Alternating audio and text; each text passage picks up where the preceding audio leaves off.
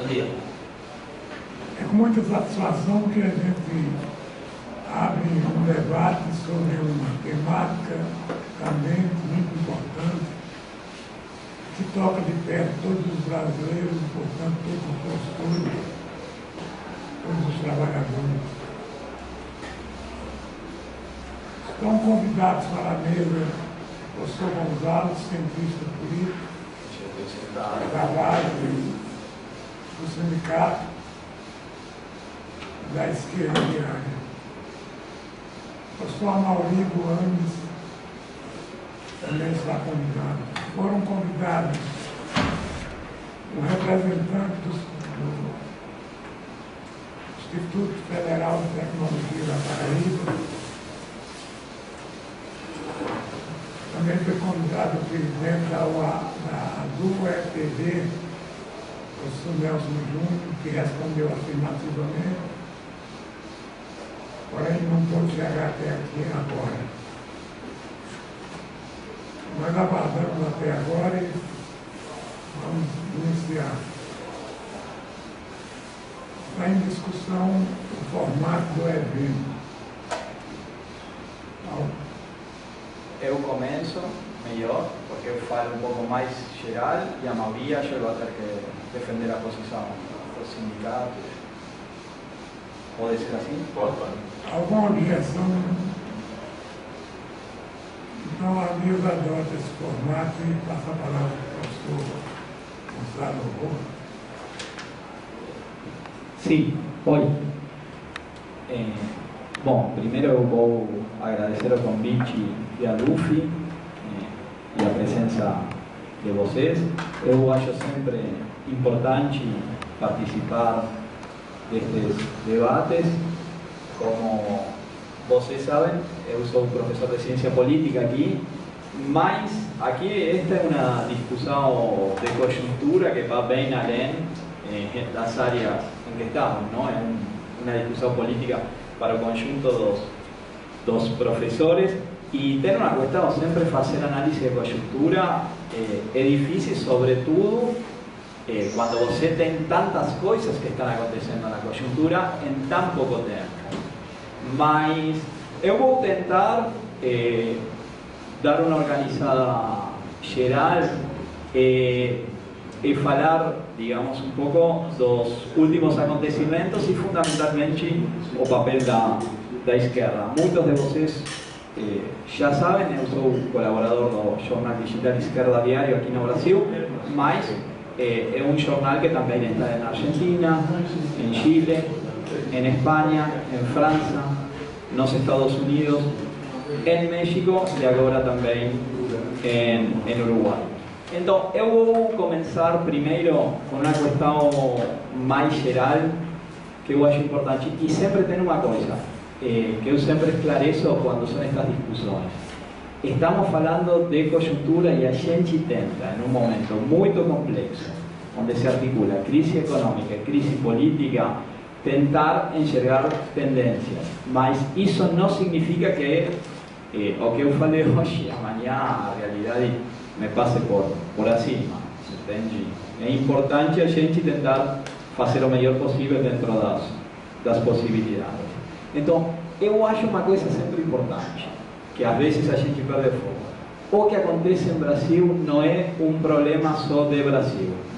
Eu acho que é uma situação política mais geral, e eu acho que acontece também no conjunto da América Latina. Em forma muito resumida, eu poderia falar de duas hipóteses em relação a isso. Não? Estamos frente a um fim de ciclo de um conjunto de governos, não só o Brasil, isso é importante, de um conjunto de governos que em seu momento foram considerados pós-neoliberais, entre aspas, para chamar de alguma forma, e estamos frente a um giro à direita, não só no Brasil, sino na região. Acho que isso é importante. Se a gente pega como dados o triunfo de Macri, que é um empresário como presidente na Argentina, o triunfo da direita nas eleições legislativas na Venezuela, a derrota de Evo Morales em seu plebiscito pela reeleição na Bolívia, sendo que Evo Morales aparecia como muito forte comparativamente com outros, não? E o fortalecimento da oposição de direita. Aqui no Brasil é muito clara, e a possibilidade real de impeachment. Se vocês a isso sumam o diálogo americano apresentado por Obama en Panamá, Obama siendo recibido de brazos abiertos en Cuba por Raúl Castro en estos días, y al restauración capitalista que está viendo de forma brutal na ilha y a desagüe transpacífico de México, Perú y Chile, a gente ve que a situación no es solo en Brasil, ¿no? Y eso está relacionado con un giro político en la región, está relacionado con la crisis capitalista y está relacionado con lo que está aconteciendo. Fundamentalmente, ¿qué? Diríamos, é o fim do aumento do ciclo do preço, o fim do ciclo de aumento do preço das matérias-primas en estes países que somos exportadores de matérias-primas. Eu acho que isso é importante. Essa mudança, durante muito tempo, nos falaram de neodesenvolvimentismo, nos falaram de outras palavras que se reutilizavam, mas, na verdade, a maioria de nossas economias, falo da América Latina, também no Brasil, sofreu um forte processo de reprimarização. E esse processo de reprimarização o fez muito mais dependente do preço das matérias-primas no mercado mundial capitalista. São países exportadores de matérias-primas diferentes, e a queda no preço delas afeta claramente a política econômica de seus governos. Acho que isso é importante. Mas, assim como eu falo isso, a gente tem que entender a heterogeneidade, porque a gente não pode pensar que todos os países passam por todos os mesmos processos exatos, não? Mas eu acho que estamos em um novo ciclo, não? Isto é bem importante.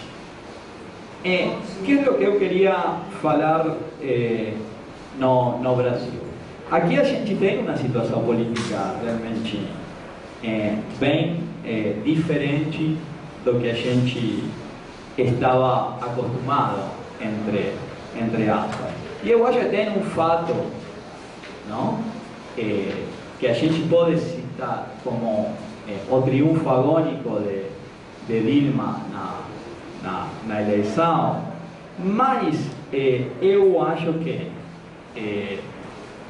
a condução coercitiva de Lula, realmente por parte do juiz, realmente gera um fato político diferente e muda qualitativamente a situação no país.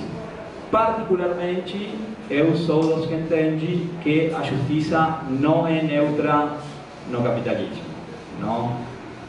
Claramente. E está claro que existe uma operação política para tentar destruir o capital político que ainda mantém Lula, não? Isso acho que é bem claro.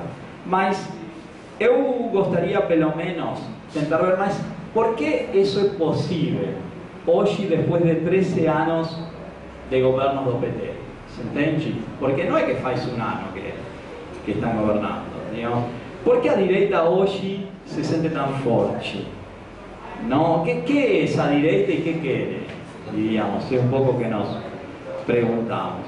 Então, assim como eu acho que a gente tem que ser implacável na crítica à oposição de direita ao governo, e a gente tem que saber que para os trabalhadores e para a juventude nada bom vai vir dessa oposição da direita. A gente não pode negar que nos últimos anos os governos do PT assimilaram os métodos de governo da política tradicional brasileira, seja com os tucanos, seja com o PMDB, e foi a decisão política que foi tomada para administrar o capitalismo brasileiro nesse contexto. En ese contexto, a gente tem que depois de 13 anos de governo está mais forte a bancada que se conhece como a bancada da bala, mais forte a bancada do agronegócio, muito mais forte uma bancada ultra reacionária em termos de direitos humanos, e houve benefícios empresariais incríveis.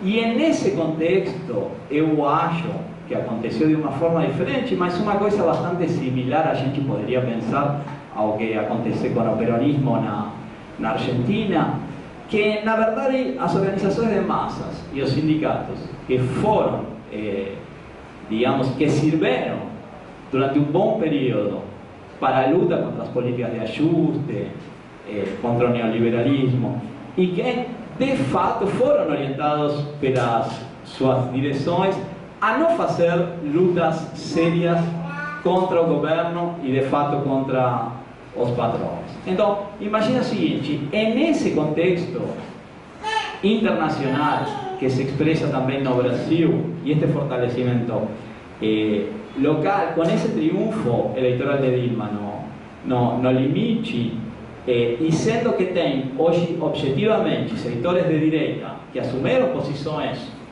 importantes em países bem perto, seja Argentina, mas o de Venezuela, foi um triunfo político impressionante da oposição de direita. Essa direita está encorajada a querer ir por mais, não está com muito problema, não? É aí que a direita se debatia entre impeachment ou renúncia, se entende?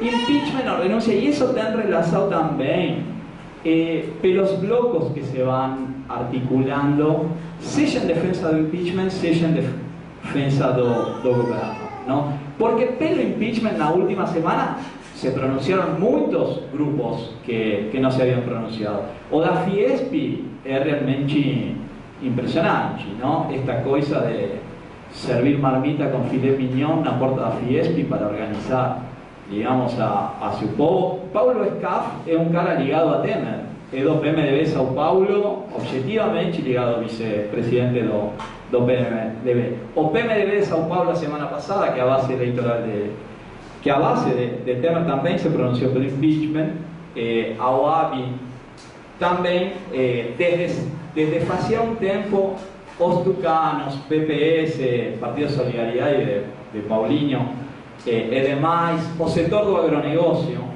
a própria Cátia Abreu, que se considera amiga pessoal de Dilma, digamos, está sendo pressionada de fato para que renuncie ao governo, produto apresado de sua própria base favorável ao impeachment. A Igreja Universal do Reino de Deus, digamos, a gente aí tem um bloco realmente pro-impeachment que detemer, e o rito foi aprovado na Câmara.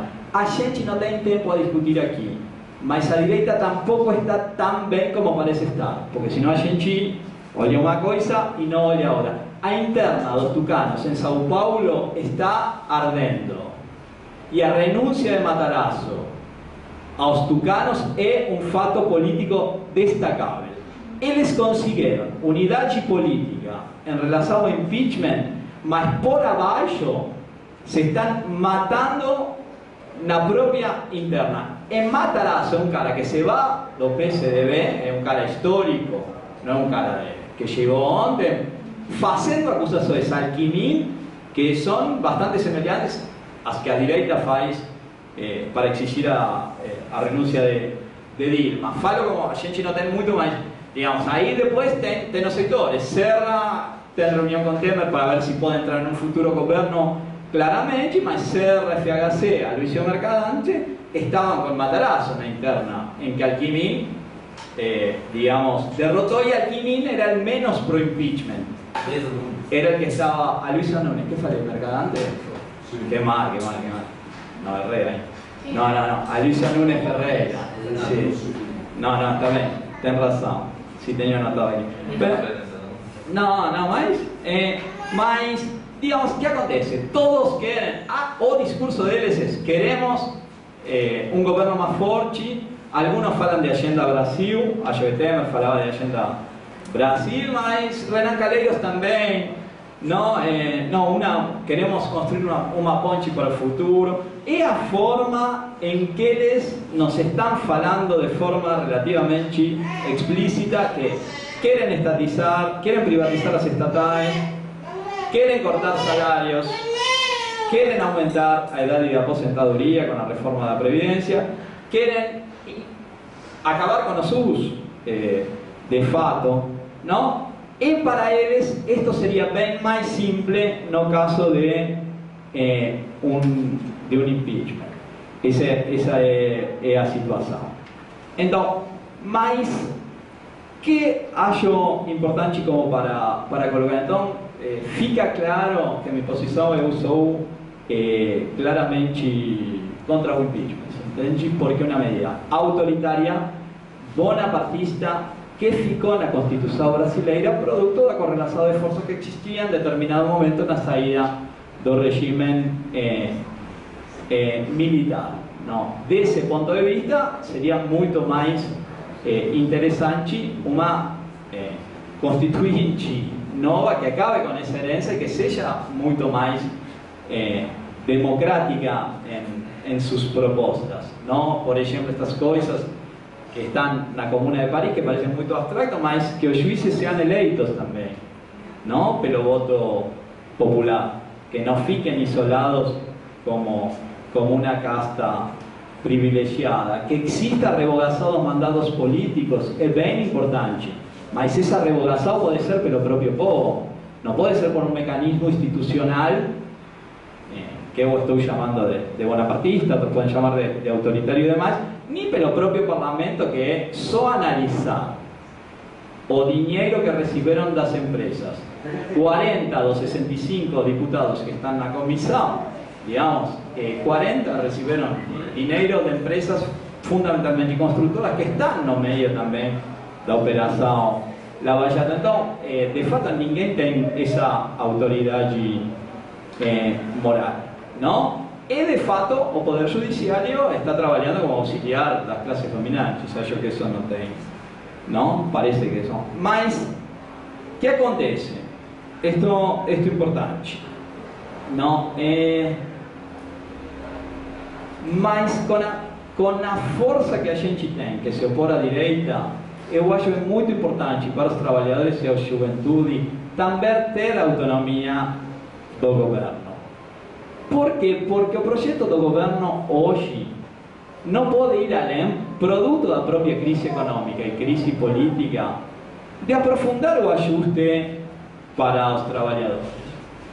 Acho que aí não tem, digamos, alternativa política. Se a gente enxerga um mega pacote de ontem, de lei, para o conjunto dos servidores públicos federais, fica claro, muito claro, que é uma sinal em 48 horas de respiro, é uma sinal clara, seja para os mercados, seja para a burguesia brasileira, como para a burguesia imperialista. Tem um dado diferente na política brasileira, que é o que a gente chamaria um contexto de politização. Politização não no sentido mais forte da palavra mas politização que todo mundo, em todos lados, está discutindo a crise e está preocupado pela crise. Você entende? Acho que isso é importante. E tanto a direita como o governo estão enxergando que a definição se dá na rua, não se dá em outro lugar. Então, a mobilização da oposição de direita foi muito importante no domingo anterior. Mas ninguém pode negar que a mobilização governista colocou milhares nas ruas sexta passada. E foi uma demonstração de força por parte do governo, como o governo não havia feito até o momento. Não? Mas isto no meio de um monte de denúncias sobre corrupção e um ajuste brutal. Não. Isto é importante. Eu acho importante entender que tem muitas pessoas que se estão mobilizando, digamos, contra a Globo e demais, mas é a própria Carta Capital de junho do ano passado que mostra que el gobierno Lula y Dilma fueron los gobiernos que más dinero pasaron para Globo, o mismo que para Bello y demás. Y lo fala Mino Carta, que es un burgués amigo de Lula, que na verdade está sendo acusado pelos pela direita, pelos grampos de ser quien na verdade escreve a linha editorial ditada pelo próprio Lula. Então, eu acho importante criticar a Globo, criticar as medidas judiciárias e demais, mas está claro que a Globo e a Bella receberam muita pauta publicitaria e demais. Falo para falar um pouco de todas as coisas. Não? O objetivo do governo é se recompor, claramente. Não tem outro objetivo, mas se recompor significa se recompor com mais governabilidade. E mais governabilidade significa ajuste para os trabalhadores e a juventude, porque precisa dar essa sinal para a burguesia local e internacional. Deste ponto de vista, eu acho que é preciso ser contra o impeachment, mas tem que ser claramente também contra o governo. É preciso construir um campo político independente por parte dos trabalhadores. Isso eu acho bem importante. Não vou ser eu que vai desenvolver aqui a pauta de Andes, dos servidores públicos federais, ni la central sindical y popular. Con lutas, digamos, va a ser a Mauri, mas acho que a posição de Andes é clara na parte da centralidade da luta, não? Em que aparece produto da discussão em nosso Congresso. Os servidores públicos federais têm uma pauta importante que também foi protocolada a semana pasada, y a CCP con Lutas está convocando, junto con el espacio de unidad y de acción, o 1º de abril, a esta movilización independente. ¿No? Entonces, eu acho, neste contexto de ofensiva direita, mas onde o PT procura uma governabilidade com mais ajustes, não é casual que quinta-feira à noite, antes da movilização em defesa do governo, o próprio governo aprova a lei antiterrorista.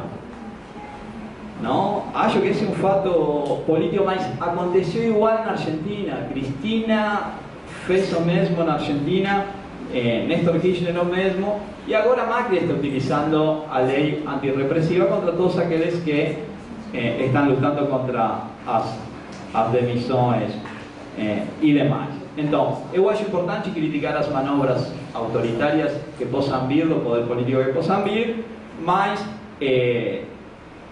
contra o impeachment, mas tem que ser claro também na crítica e a denúncia ao governo. Não?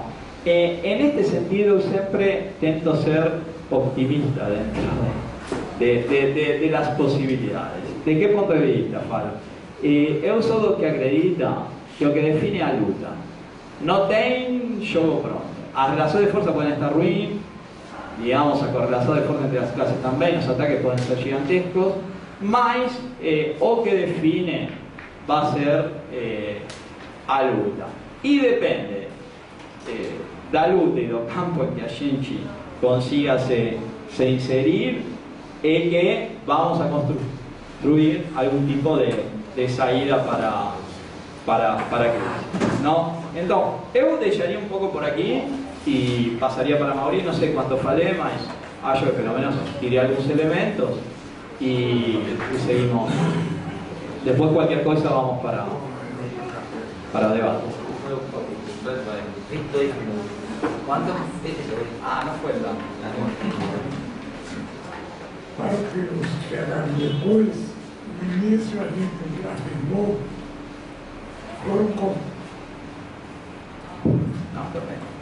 foram convidados para esse evento um representante do Instituto Federal Tecnológico da Paraíba, o presidente do EPD, professor Nelson Júnior, professor Amaury Duantes, professor Gonzalo, da base da Cadu, cientista político da Universidade Federal. Passo a palavra para a professora Mauri, que tem um tempo de 20 minutos. Bom dia.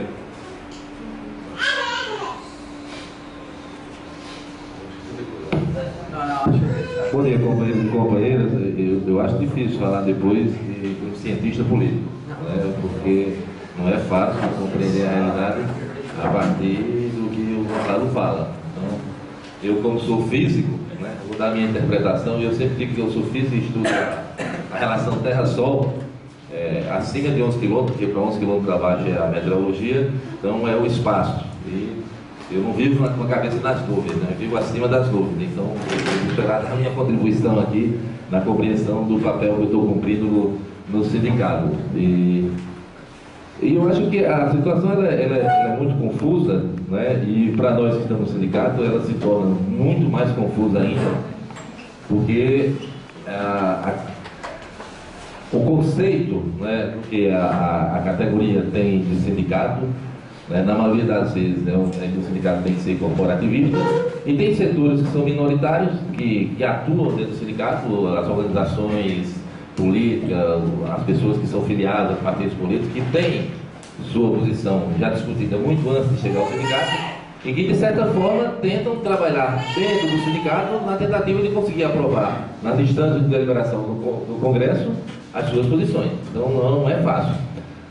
E antes de tudo, né, entender que o sindicato, né, quando ele representa a categoria, ele vai representar, eu vou dizer bem entre aspas, desde os coxinhas até a extrema esquerda. Não tem como o sindicato não estar com essa representação e ter você pessoas sindicalizadas. O que essas pessoas precisam entender é que o sindicato tem instâncias em que em determinado momento as suas posições vão ser derrotadas. E a partir dessas posições derrotadas, a diretoria, no processo de execução, tem que cumprir as deliberações do seu Congresso. Essa é a prática comum. E o ANDES, ele nasce num período muito difícil, né? E que eu diria que a articulação do ANDES passa pela luta pela anistia, e aqui eu quero saudar e relembrar um grande companheiro que teve uma importância fundamental nessa universidade, talvez as pessoas mais jovens não lembrem, que é o companheiro Wagner Batista, que sofreu e lutou bastante aqui no processo de anistia, né, sendo caçado inclusive pela polícia e pelo sistema repressor, na tentativa até de assassiná-lo, né? Tem fatos que Wagner passou e teve que se esconder porque o cara estava esperando ele entrar na casa dele. Então Wagner, né, que devia nesse momento estar aqui, porque agora está com mais tempo, mas eu queria saudar e relembrar a capacidade que Wagner deu e que construiu determinados aspectos, né, pelo menos grande parte dos militantes que estão hoje aqui trabalhando na universidade. Agora, compreender a situação, ela se torna difícil a partir do momento em que você não consegue se desligar da sua posição. Se você não conseguir se desligar da sua posição, aí fica difícil, porque aí vai entrar na discussão que eu entro com o Luciano de 13 Campinense, né? Aí você não vai ter que estar discutindo e tentando compreender a realidade a partir disso. O Humberto Eco, que morreu faz poucos dias, né, ele dizia uma frase que eu achei legal, né? O que diferencia os homens dos animais é porque o homem tem capacidade de mentir e sorrir, né? Então, é nessa junção, né, da capacidade que alguns têm de sorrir e até de chorar, né, e outros de mentir muito, né, e dizer que não está mentindo, do qual nós precisamos estar atentos para compreender. Gonçalo vai a fundo quando ele fala da questão de que essa crise econômica está entrelaçada com a crise política no Brasil, que é a crise econômica internacional, e que passa aí pela América Latina, né, com a derrocada dos governos que tiveram uma ascensão muito grande e que estariam modificando a América Latina, né? Hoje a gente diz aí, God bless a América Latina, para ver a saída que nós vamos ter sobre o que temos aí. Então, esse sindicato participou de várias lutas, e isso implica na cobrança, né, dos seus militantes e dos seus sindicalizados uma posição sobre a questão. Nós vimos discutindo isso desde o Congresso de Brasília. A crise ela não começou depois do telefonema da Dilma, que aí eu tenho questões particulares, individualmente eu tenho questões particulares da minha compreensão, de que eu não acho nenhuma novidade. Eu não acho nenhuma novidade a mídia tentar usar, né, para provar uma determinada posição. Isso não se chama capitalismo, é normalismo, né? A concessão da Globo foi renovada por quem? Em 2008 foi Lula. Lula foi quem renovou a concessão da Globo. Então, eu não vejo a gente questionar o funcionamento da justiça burguesa. Olha, a justiça burguesa está cometendo improbidades aí, não agora, há muito tempo. Há muito tempo que ela vem botando pobre na cadeia e não botando os ricos. Aí agora os caras acham que agora está tudo se resolvendo porque está botando Marcelo Odebrecht da Odebrecht na cadeia. E provavelmente, na hora que a coisa esfriar, o Odebrecht vai estar com a mesma riqueza dele, vai estar fora da cadeia. Então eu acho que é claro, né, que nós precisamos dessa conversão. Então, desde a anistia que nós íamos passando por processos bastante complicados nesse país. Nós tínhamos um processo de transição nos anos 80 e nesse período nós estávamos estudando, entrando no movimento estudantil, nós participamos ativamente disso. O ANS tem um papel fundamental na aprovação da Constituição. E antes da Constituição vem um elemento que era importante de discussão no país, do qual também criou uma certa tensionamento, uma certa dualidade de posição, que era a questão do colégio eleitoral. E nós do ANS estivemos lá e tivemos posição fechada. Nós não vamos apoiar o Tancredo Neves no colégio eleitoral. Por quê? Porque o sindicato foi, discutiu, teve tempo para suas instâncias deliberarem. Essa foi uma coisa importante. Da mesma coisa a participação na Constituição. Logo depois da Constituição, nós temos o primeiro presidente eleito. Novamente nós entramos no processo de que a sociedade fica parcialmente dividida inicialmente, depois amplia-se muito, foi o impeachment do Collor. Então, esses tensionamentos que aparecem na sociedade, o sindicato sempre deu resposta, sempre deu resposta. E a partir dali, nos anos 90 para cá, há uma mudança radical no funcionamento.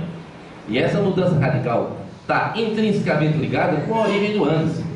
O ANS, ele tem início com uma nova estrutura de sindicato, rompendo com a velha estrutura sindical dos anos 40, do Joaquinzão, tá certo? Do Macri, que é uma estrutura altamente vertical, e nós criamos um sindicato nacional e a nossa base, a grande parte do nosso sindicato não tem essa compreensão do que significa um sindicato nacional e que é organizado por local de trabalho.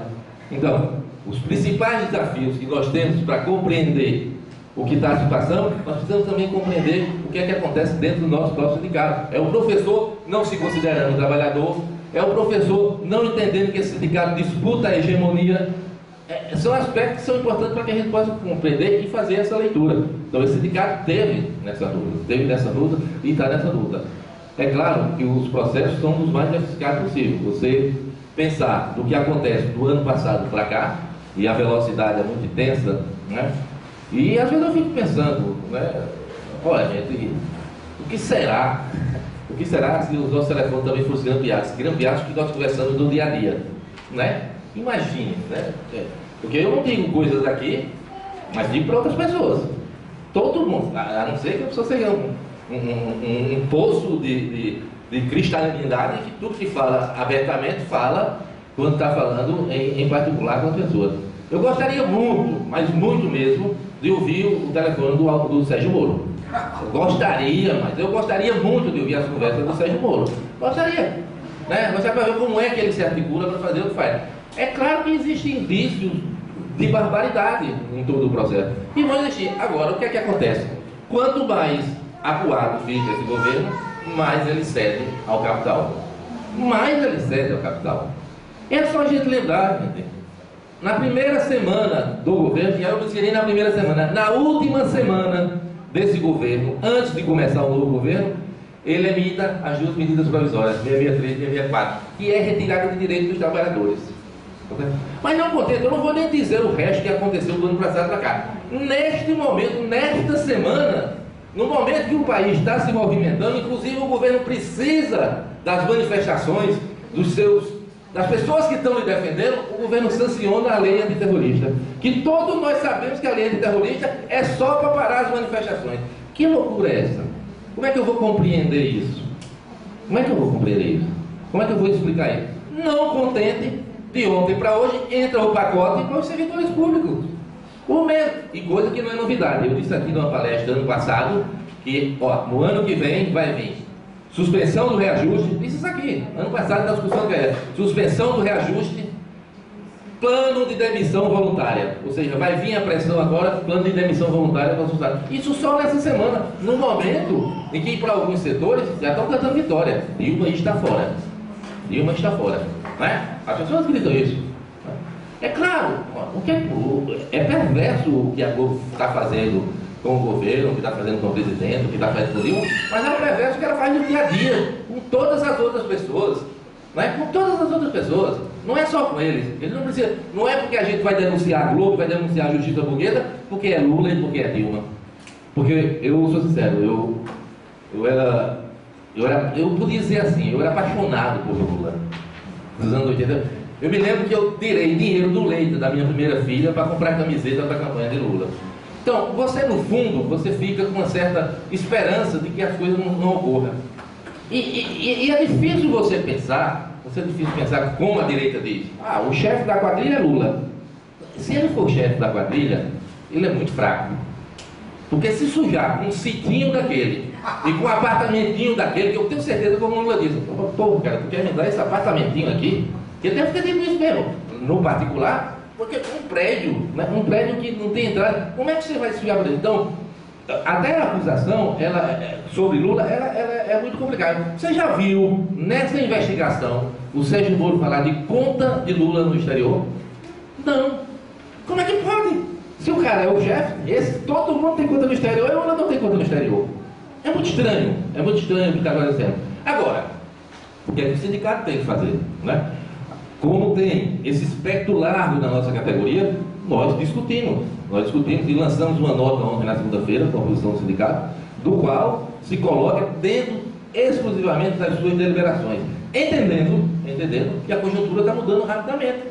Né? Por exemplo, a nossa diretoria tem uma reunião marcada para o dia 1º até o dia 3 agora de abril.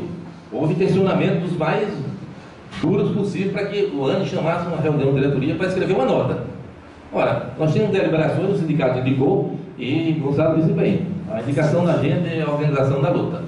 Né? Nós vamos organizar a luta e quem tiver disposto a organizar a luta para reagir à retirada de direitos, nós estaremos aqui. Esse sindicato vai estar pronto para isso. Por quê? Porque está no seu estatuto. Tá?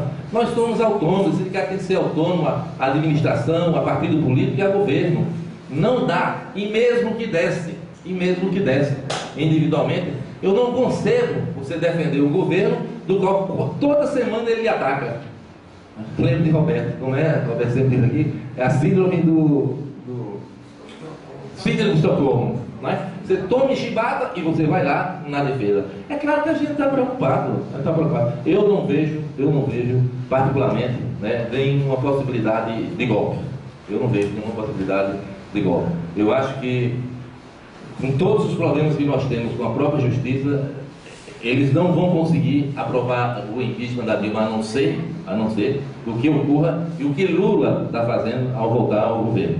E isso demanda especulações. Eu não quero colocar aqui porque eu estou querendo falar em nome da posição do sindicato. Eu acho que isso é uma expectativa que a população está esperando, mas nós do sindicato temos que ter essa posição. A posição é, nós vamos chamar os lutadores, e nesse momento o ANS faz parte do Banco Central Sindical, que é minoritária, porque representa apenas 3 milhões de trabalhadores no Brasil, e você tem uma que é majoritária, que representa 30 milhões, do qual o presidente dela está lá nas gravações conversando com o Lula. Não é? Então, que autonomia sindical é essa quando o presidente da Central Sindical está lá em conversa no telefone nas gravações? Mas tem a capacidade de aglutinar um número de pessoas muito grande na rua, né? Inclusive, Gonçalo, não só há financiamento por parte da Fiesp para trazer as pessoas da rua, como há financiamento também dos outros setores para trazer as pessoas para a rua. Essa espontaneidade que parece ter não é tão clara. Não é? Eu tenho certeza que aquelas pessoas que estavam ontem à noite em Brasília, lá na frente do Congresso Nacional, elas não vão com a espontaneidade necessária para fazer aquela manifestação. Está saindo muito dinheiro, os ônibus são organizados, estava em Brasília até a semana passada, e você tem conhecimento de como é que as pessoas estão organizando lá nas cidades satélites para mandar aquelas pessoas lá para frente do Congresso. A mesma coisa do outro lado. Então, o sindicato tem que manter essa postura. Se nós temos resolução de organizar a luta, e foi isso que nós dizemos, vamos organizar a luta a partir dos setores populares, a partir dos setores sindicais, na defesa, e nesse momento, o que é que atinge o sindicato? O que é que atinge o trabalhador? Quem é que está machucando o trabalhador? Quem é que está retirando o direito do trabalhador? Eu não vejo outro vetor.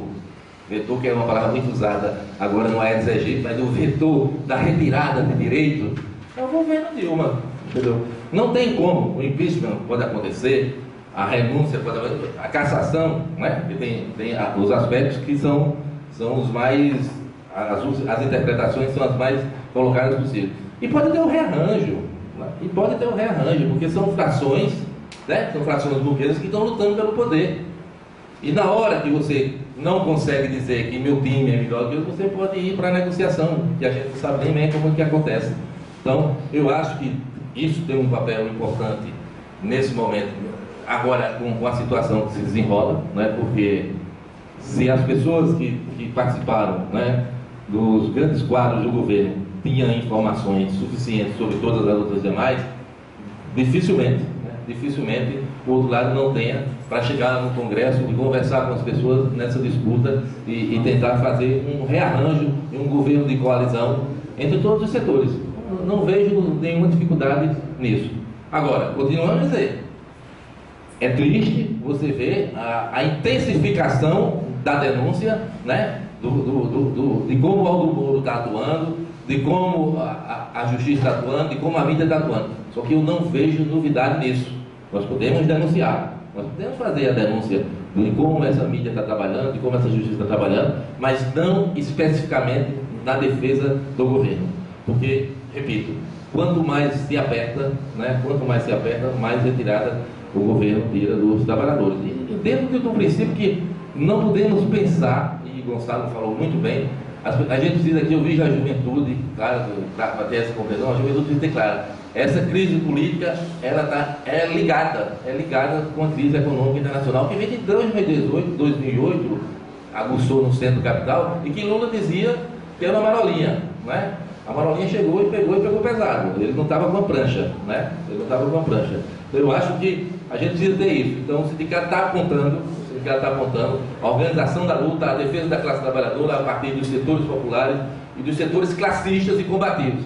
Quem for combativo e classista, a gente vai estar se unindo. É claro que a Central está apontando, não é, um tema que é uma manifestação no dia 1º de abril. E aí vale um parênteses para que as pessoas compreendam. O ANS faz parte da CSP. Então a CSP tem, eu faço parte da Executiva Nacional, são 27 membros nacionais, inclusive eu estou viajando hoje para a reunião amanhã em São Paulo, e você tem votações na CSP, né? Por exemplo, a gente bate muito na tecla do slogan, né? Fora Dilma, fora todos, a gente bate, mas você é minoritário. Agora, se você é minoritário na definição da política central, você não pode dizer que não a defende depois de aprovado, porque aí não seria democrático.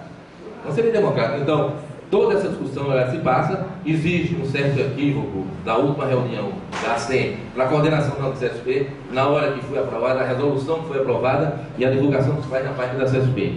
Porque o dia 1º de abril era contra os ajustes, contra a medida de retirada dos direitos, e depois aparece a questão das medidas do governo Dilma. Só que isso, a coordenação tem uma maioria. Então, a central sindical, ela tem como instância maior o seu congresso, e depois do congresso é a coordenação nacional. É diferente do funcionamento como as pessoas pensam. Então ela tira, e você está afiliado à central, você tem que caminhar as políticas da central. Então as pessoas acham que, porque está aprovado isso, tem toda uma discussão do qual se precisa entender como antes atua dentro da central sindical. E que é muito difícil, são companheiros bravos que estão fazendo a luta nos setores mais oprimidos, nos setores mais pauperizados da população hoje, é onde se consegue organizar o movimento sindical e popular da CSP, não é? E aí a gente precisa entender essa postura do qual a categoria vai compreender isso. Agora, novamente digo, o sindicato está chamando para que a gente entre na luta, porque como o Gonçalo falou, a gente acredita que é a luta que a gente vai fazer, a resistência, para que não retire mais direitos da classe trabalhadora, e daí, dentro dessa organização, quando a luta vai crescendo, nós podemos apontar. E eu sempre digo, é um campo, é um novo campo, porque eu acho que a disputa das frações burguesas que tem hoje no Brasil é um campo só.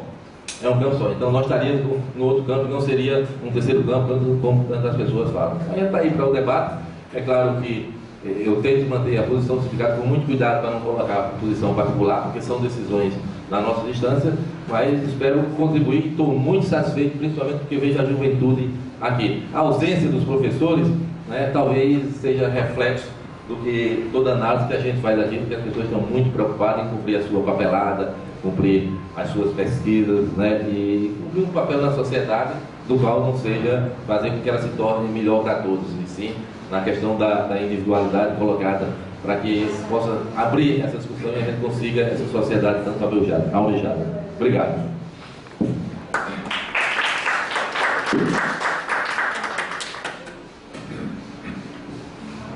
Obrigado, professor Maurício.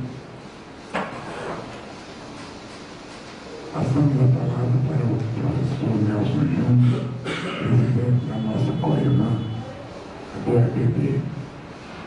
O professor terá 20 minutos necessários na prorrogação.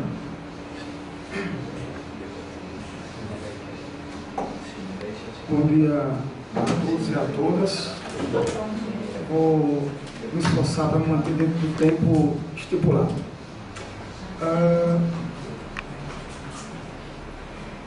A Maurício, na fala dele, ele colocou no início da sua fala, né, exatamente uma situação que a gente precisa, enquanto dirigente de uma entidade sindical, no caso do colega Maurício, do ANS, no meu caso, como presidente da do EPB, a gente precisa saber como transitar entre as nossas posições políticas, as posições políticas dos agrupamentos aos quais nós pertencemos, a discussão dentro do nosso campo, dentro da própria universidade e as entidades as quais representamos. Como bem disse o professor Maurício, a do CG, a do EPB, no nosso caso, assim como a do CG e a do FPB, tem entre os seus quadros professores progressistas e professores conservadores. Tem entre os seus quadros professores que são contra o impeachment, professores que são favoráveis ao impeachment. Então nós precisamos ter uma discussão que consiga dialogar com o conjunto desses professores, ao menos até uma posição definitiva da categoria. Esse definitiva bem entre aspas, né? Eu falo a partir de um lugar, né, eu sou militante do PSOL, mas falo também como presidente da do EPB, e nesse momento principalmente como presidente da do EPB. Nós vamos ter uma assembleia na próxima terça-feira, onde vamos debater essas questões nesta assembleia.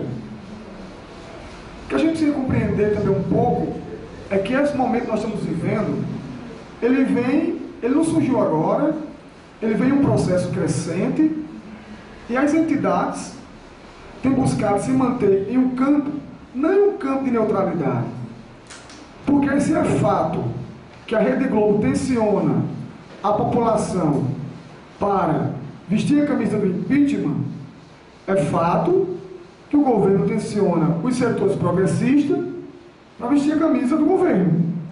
Então são tensionamentos dos dois lados. Isso vem desde a campanha eleitoral. Na campanha eleitoral, Dilma Coração Valente, Dilma contra o neoliberalismo. No primeiro turno, obviamente, votei na candidata Luciana Genro. No segundo turno, não fiz campanha, não dei uma declaração no Facebook, fiquei fora do Facebook no segundo turno todinho, que uma parte queria que o cara dissesse, tô neutro, outra parte queria que ele dissesse, vote em Dilma. Mas no dia, votei em Dilma. Eu votei em Dilma no segundo turno e não me arrependo disso. Votei que ele viu os 8 anos do governo do PSDB. Sabia o que me esperava ali. Agora eu confesso, não sabia o que vinha depois da posse de Dilma. E o que veio foi que ela esqueceu do seu programa e botou em prática o programa do PSDB. Essa crise que está hoje chegou a esse tamanho que está aí, porque o governo perdeu a sua base social. Porque a base social do governo e a base social do PT se sentiu abandonado nas primeiras medidas do governo Dilma, nas medidas que se seguiram. E por isso que o movimento contra o governo foi crescendo. E esse movimento foi ganhando força entre os setores do próprio governo. E aí nós chegamos um momento, depois de um longo processo de disputas ainda fortes na sociedade, mas sem ainda ter conseguido convencer todo mundo, chegamos agora num momento de tensionamento total. A conjuntura evoluiu muito rapidamente em 10 dias. Desde a condução coercitiva de Lula, de forma arbitrária, para o depoimento no Galeão. Então isso precipitou todo o tensionamento que nós temos hoje aí. Então, mas quais foram os fatos que chegaram até esse momento? Nós temos, a partir daí nós vamos ter também a posse de Lula como ministro, Anterior a isso, você tem os depoimentos de Delcídio Amaral. Eu me filiei no PT em 90. Votei em Lula de 89 até o último dia que ele foi candidato a presidente. Menos em 2006. Em 2006 eu votei em Luiz Helena. Então até lá, fazendo campanha, fui dirigente estadual do PT. Fui executivo estadual do PT. Meu nome estava entre as relações dos 15 nomes do PT do estado da Paraíba para subir cargo do governo Lula na Paraíba. E aí você vem de todo esse processo e vê como isso vai se enrolando. Aí nós chegamos, Delcídio Amaral, filiado do PT. Por que eu disse isso? Para falar do Delcídio Amaral. Então Delcídio Amaral cumpriu um papel em determinado momento, trouxeram o Delcídio Amaral para o PT, lembram que ele era do PSDB? O mais tocando dos petistas. Acho que tem disputa dura, ninguém sabe bem quem é, porque Eduardo Jorge saiu, né? Então foi para o PV, enfim. Então Delcídio Amaral veio para o PT. Não dá para dizer que Delcídio Amaral não foi fiel ao PT. Foi fiel até o dia que foi preso. Não é todo mundo que com a possibilidade de passar o resto da vida na cadeia sustenta a onda, não. Tem gente que está sustentando. Se dizer, vocês sabem quem são. Não está denunciando, não está falando, está cumprindo seu papel no jogo lá. Mas Delcídio Amaral não aguentou. Falou algumas coisas, outras negou e outras depois assinou na delação premiada. Então começa a delação premiada de Delcídio, a prisão a condução coercitiva de Lula, depois do casal de marqueteiro, no caso da campanha de Dilma e Lula, tudo isso que é precipitado, todo esse movimento que nós temos hoje aí, e também acabou surgindo nessas discussões todas, mais uma vez, nomes de pessoas da oposição, né? Principalmente do Aécio Neves, que volta novamente a estar na mesa. A nomeação de Lula como ministro, ela tem dois vieses, né? Um é trazer para o foro privilegiado, o foro de ministro, a ser julgado pelo Supremo, e outra que é tentar salvar o governo politicamente mesmo, tentar salvar o governo do desastre que ele vem acumulando. E aí, como falta articulação na base do parlamento, a ida de Lula para ministro da Casa Civil, para dialogar diretamente com o PMDB, com os partidos da base, para tentar reverter o quadro. Não é apenas, e aí a oposição tenta passar que é só isso, tentar se livrar, né, da perseguição do juiz Moro. Não é só isso, é tentar salvar o governo. Tentar salvar o governo está afundando, não está afundando por causa das mobilizações populares, simplesmente. Está afundando porque a sua base parlamentar conservadora começou a pular de lado. Começou a pular de lado porque viu que a parte da sociedade que defende os setores mais reacionários se manifestou. Então esses setores que estavam escondidos botaram a cara para fora. Quer dizer que aqui na UFPB, na UFCG não acontece como na UEPB. Quantos professores eu já conversei, metendo pau na política de cota, metendo pau no Bolsa Família. Por quê? Porque para eles aquilo era simplesmente uma forma de comprar voto. E eles não fazem a crítica pela esquerda, como alguns setores da esquerda fazem, com propriedade. Fazem a crítica pela direita.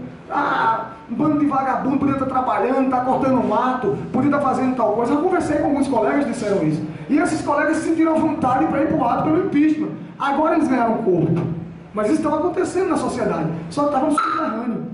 Mas a crise do governo, o governo vai se desgastando tanto com os setores que ele dava sustentação, que os setores que eram oposição botaram a cara fora. E o monstrengo é esse que nós estamos vendo aí. Então tudo isso precipitou o momento atual que nós estamos vivendo. Obviamente, o juiz Sérgio Moro acaba tomando iniciativas que acaba, de certa forma, também complicando a própria Operação Lava Jato, porque a maneira como se deu a condução coercitiva do Lula, que não tinha em nenhum momento sido ainda intimado. Aí depois, os próprios representantes da direita passaram a dizer, não, mas Lula foi chamado e recorreu para não ir. Mas claro, foi chamado e foi usar os artifícios que podia dentro da lei para não ir. Qualquer um faria isso aqui. Quer dizer que se de repente você vai passando rua, bateu no carro, você não sabe se tem razão ou não, você não sabe o que aconteceu, não. A culpa é minha. A culpa é minha. Eu vou pagar o prejuízo aqui, a culpa é minha. É difícil. Todo mundo, não, ou vou tentativa de homicídio, eu acabei defendendo minha própria vida, eu tenho direito à defesa. Todo mundo vai se defender, por mais culpado que seja. E naquele caso, Lula não tinha sido intimado ainda. O juiz conduz coercitivamente. Gera uma reação do outro lado. Aí depois disso, os promotores de São Paulo pedem a prisão de Lula de forma totalmente sem lastro. E aí foi tão sem lastro que até o próprio PSDB passou a condenar o pedido de prisão do cara. E aí a juíza manda para Sérgio Moro. Aí vem o caso das escutas telefônicas. Eu não tenho nenhuma dúvida, Lula, assim como eu, como a Mauri, como qualquer um de nós aqui, pode passar por escuta telefônica desde que pela autorizada pela justiça. Lula é um cidadão comum como qualquer um de nós. Ninguém pode ter esse constante, não, grampear o Lula. Qualquer um de nós, se for suspeito de algum crime, a justiça pode determinar o grampo telefônico. Aconteceu com o Lula. Agora, o que aconteceu com a presidente, grampear a conversa com a presidente, seja a partir do grampo de Lula, seja a partir do grampo, se botar o grampo na presidente é pior ainda, mas a partir do grampo de Lula, não dava para você expor o presidente da República a uma situação vexatória como aquela que foi exposta. Porque ali não tem nada concreto. Tudo ali é subjetivo.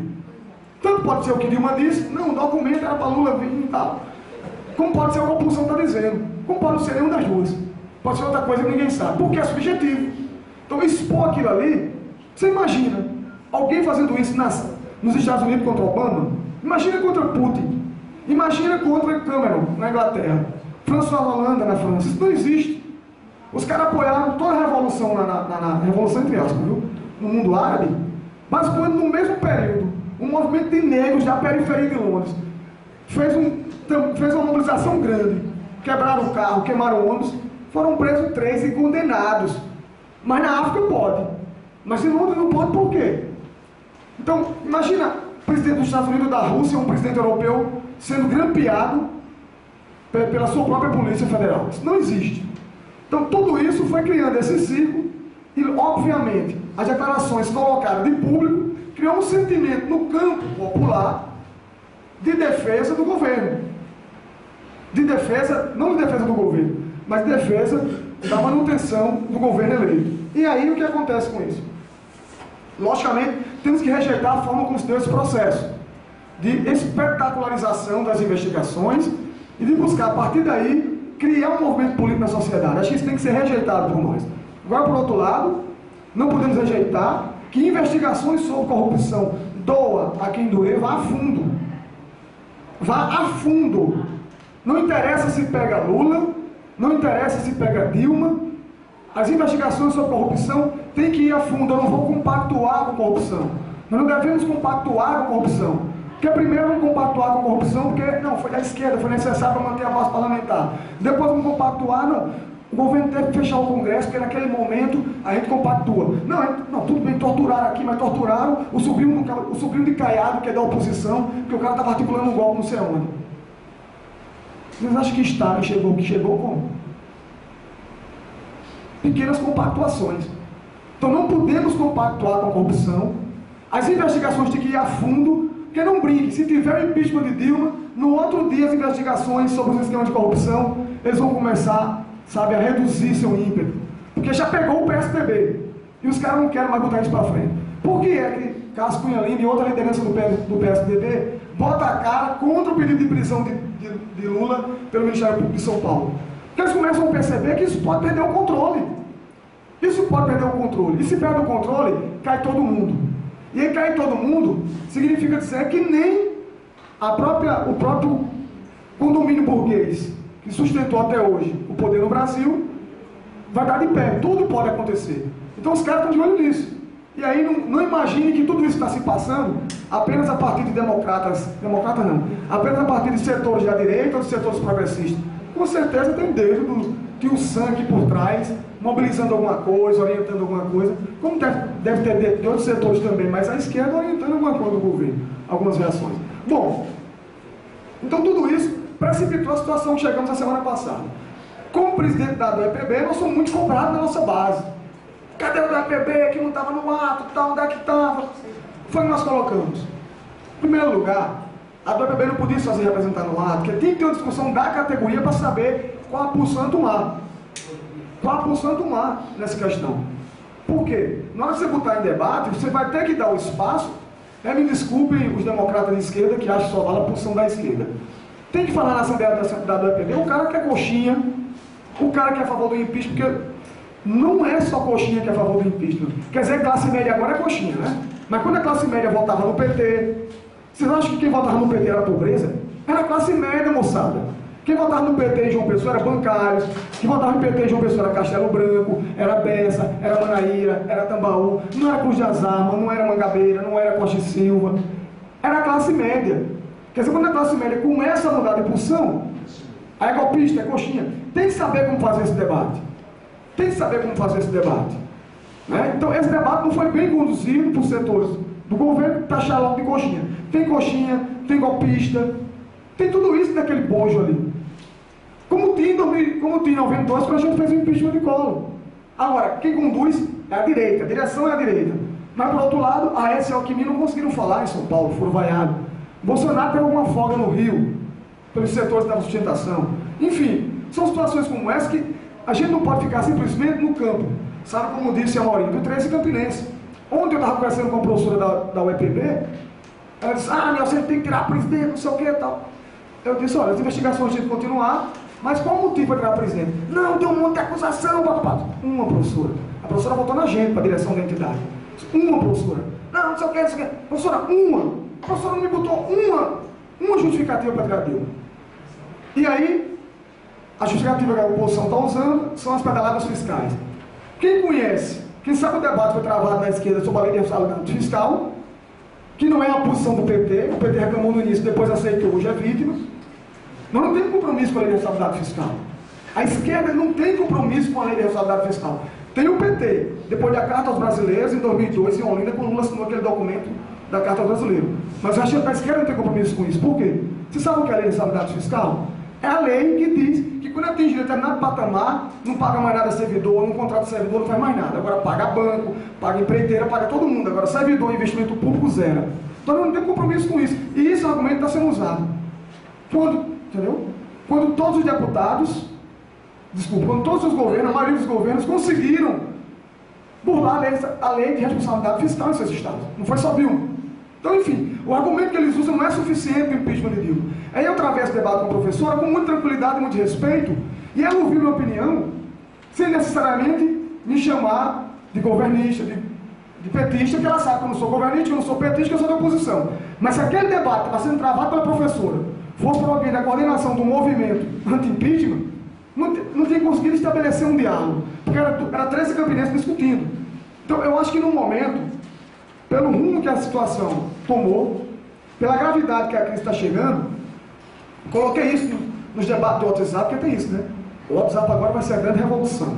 A galera ocupa o WhatsApp, nós do EPB enfrentamos o governo estadual entre fevereiro e março, numa luta grande contra o congelamento dos nossos salários, ocupamos a Assembleia, fizemos ato na frente do Palácio do Governo, botamos ônibus à disposição. A maioria dos militantes do WhatsApp estavam pegando de armas para a revolução no WhatsApp. A revolução no WhatsApp é dedinho, né? Apertando tecla. A maioria. Mas chega logo que o sindicato tem que tomar uma posição. Não tínhamos posição até então. Só que a situação vai se agudizando, vai se agravando, e chega um momento que você precisa realmente ir afunilando o debate. Eu acho que nós estamos vivendo esse momento de afunilamento do debate. Agora, esse afunilamento do debate não pode e nem deve transparecer um adesismo nessa história de não vai ter golpe. Primeiro, eu particularmente não acredito em golpe. Por que eu não acredito em golpe? Em primeiro lugar, não tem discussão no meio militar, pelo menos que nós saibamos, de golpe. Eu faço parte de uma organização de esquerda chamada PS, Ação Popular Socialista, que vem mudando de nome com várias funções, mas vem na década de 60. Vários companheiros antigos, então vários companheiros têm discussão constante. Os companheiros do ANSA estão na linha nacional. Será que a maioria não estava sabendo se tivesse alguma mobilização de golpe? Será que dirigentes do PSTU, do PSOL, do PCB, dirigentes de outras organizações não estavam sabendo se fosse ter um golpe militar? Não existe movimentação de golpe militar. Então é um golpe institucional. Qual golpe institucional? O impeachment vai começar no Congresso Nacional a partir de uma regra definida pelo Senado, que não era a regra que Cunha queria, todo mundo sabe disso. Ele tentou até a última hora mudar a regra, Senado Federal, não, desculpa, o STF. O STF determinou qual seria a regra é uma regra clara, a regra diz que tem que ter 2/3 da Câmara dos Deputados para poder abrir o processo. Gente, 2/3, isso é golpe? É preciso que o Senado diga que sim, ou seja, demonstrou que o Brasil não é nenhum Honduras. O Brasil não vai acontecer como aconteceu no Uruguai, tirado de supetão. Tem um rito. E quem está? A base política do governo é que começou a deslocar para a questão do impeachment. Então, qual é o golpe institucional? Tem um grande problema político, tem um grave problema político, que o governo não consegue botar a sociedade sobre a sua bandeira. Olha aqui, não está aqui não, mas está na minha bolsa. Jornal da Paraíba hoje. O que é que o governo Dilma está propondo aí? Está propondo congelamento de salário por 24 meses, está propondo não contratar ninguém por esse período, está propondo inclusive possibilidade de demissão dos servidores no ano que vem, o agravamento da crise. Como é que bota a gente na rua desse jeito? E os colegas que me antecederam com certeza falaram sobre isso, sobre essa crise. Então é por isso que o impeachment cresceu. Então não existe a questão do golpe. O que existe é a direita conservadora, a direita menos conservadora também, porque não dá para dizer que Caiado e alguns setores do PSDB é a mesma coisa. Então, a direita está aproveitando a oportunidade de descenso político do governo, de crise econômica, para buscar subverter um resultado tirado nas urnas.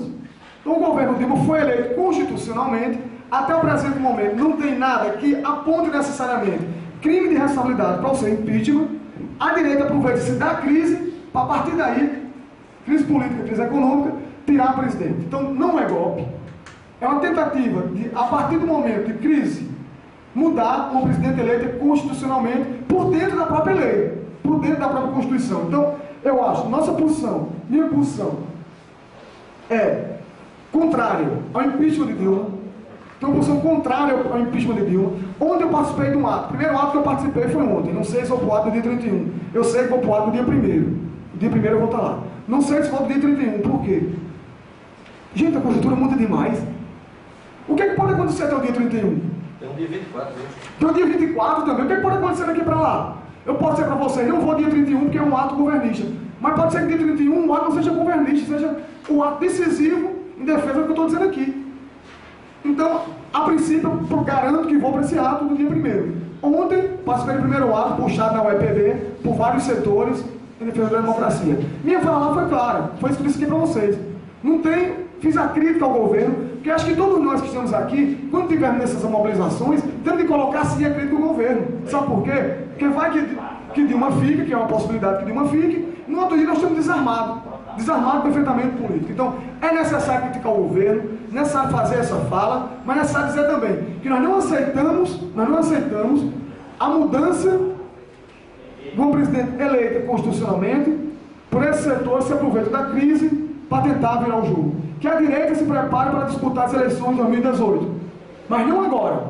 E agora não há nenhuma condição, até o momento, estou dizendo até o momento, não sei se vão surgir fatos novos, até o momento não tem nenhum motivo que justifique o impeachment de Dilma. Muito pelo contrário, aquele que comanda a casa que busca fazer o impeachment, que é o senhor Eduardo Cunha, este sim, enrolado em falcatruas, enrolado em problemas de corrupção, esse sim deveria passar pelo processo de impeachment muito primeiro. Essa condução teria muito maior legitimidade, aliás, teria legitimidade, que eu acho que não tem nenhuma essa comissão de impeachment, se a Câmara Nacional, Câmara Federal, fosse presidida por um deputado que tivesse realmente, não tivesse envolvido nas condições que Eduardo Cunha está. O processo de impeachment busca se transformar exatamente num processo de chantagem do salva-todos. E aí, me desculpe esse dado, Lula, super-ministro, vai buscar exatamente isso. Evitar o impeachment de Dilma, evitar e tentar buscar o salva-todos. Para fechar, eu acho que é isso. Contra o impeachment, para não tirar o presidente eleito constitucionalmente e porque também não tem motivos para seu impeachment nesse momento. Não existe crime de responsabilidade. Contra o impeachment e fora a Cunha, eu acho que essa vai ser a nossa posição.